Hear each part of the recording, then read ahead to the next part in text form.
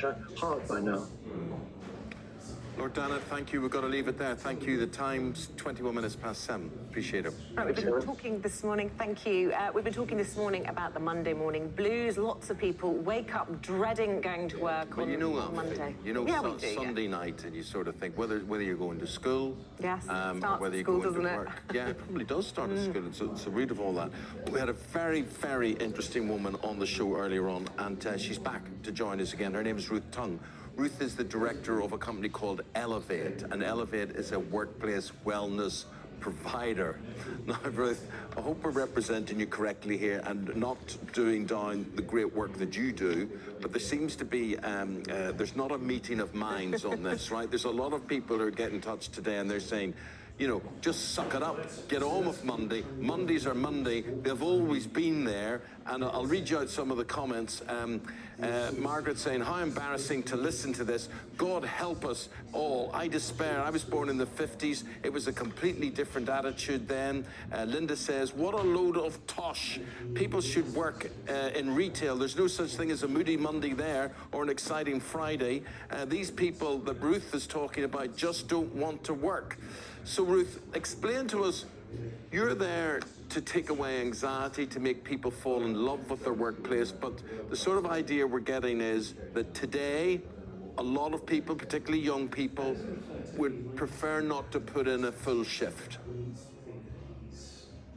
I don't know that that's quite what we're saying here. I think we're saying that people are wanting more control over their working hours, and we've seen in numerous studies that people who are given that control, whether it's over their workplace or the time that they start work, they're the people that are going to be more productive.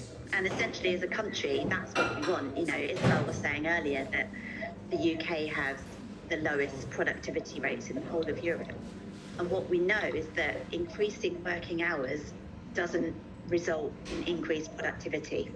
So there's something that's not quite right here. You know, as a country, we have some of the longest working hours in Europe, yet our productivity is the lowest. So what's going on here? It's not that we're not working long enough, it's that we're not working smart enough. So I think if we can give people a bit more control over that, then we would most likely see increases in productivity, which is essentially what we want. Well, to be fair, I wasn't comparing with Europe. It was the G7, and obviously members of the G7 in the United States, their working hours also famously tough. And yet we're still worse than them, and they've got long working hours. And the UK government are the first to put their hands up and say we have a huge problem with productivity. People don't want to go to work anymore, especially after lockdown and all the time people got to spend at home being paid by the government to stay at home. Is there, and I know it probably is hard for you to admit, is there an element of work shyness creeping into the British mindset?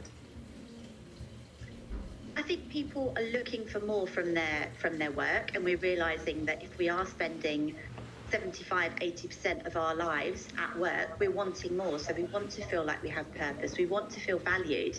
And I think that is something that we need to look at. We need to look at company culture and whether we're helping to support people to feel trusted, to feel valued.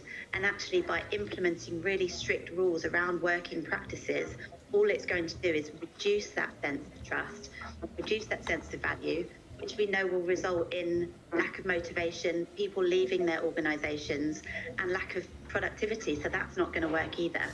Okay, well, Ruth, if we take it easy, I mean, and you could probably see a day where more companies introduce, if they don't actually go to 4-day working week, they may go to 4 days plus a lightish Monday. But if you go to a lightish Monday, do you then dread Tuesday? Yeah.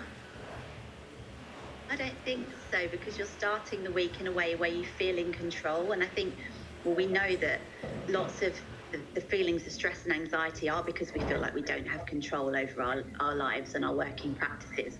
So actually, if you can start the week feeling much more in control, you can tick a few things off your list, you can get some really essential tasks done. You're not going to dread Tuesday because you're feeling like you've had a good, perhaps a bit more relaxed start to the week. So I just don't think that dread will creep into Tuesday morning. Ruth, is it not just the case that people are partying at weekends and they're not actually doing what they need to do, which is recover and repair and do some of the household chores, which aren't very... You mean they're all getting sloshed on the weekend? Well, perhaps they're all hungover on a Monday morning. Used to be you just went to church on a Sunday. Exactly. Now it's a bottomless brunch. Right. Okay, that's what you do. What do you think, Ruth? Potentially for a minority that is the case, and we know that alcohol is definitely something that contributes to anxiety and lack of sleep, so the two together definitely will not help with the Sunday scaries.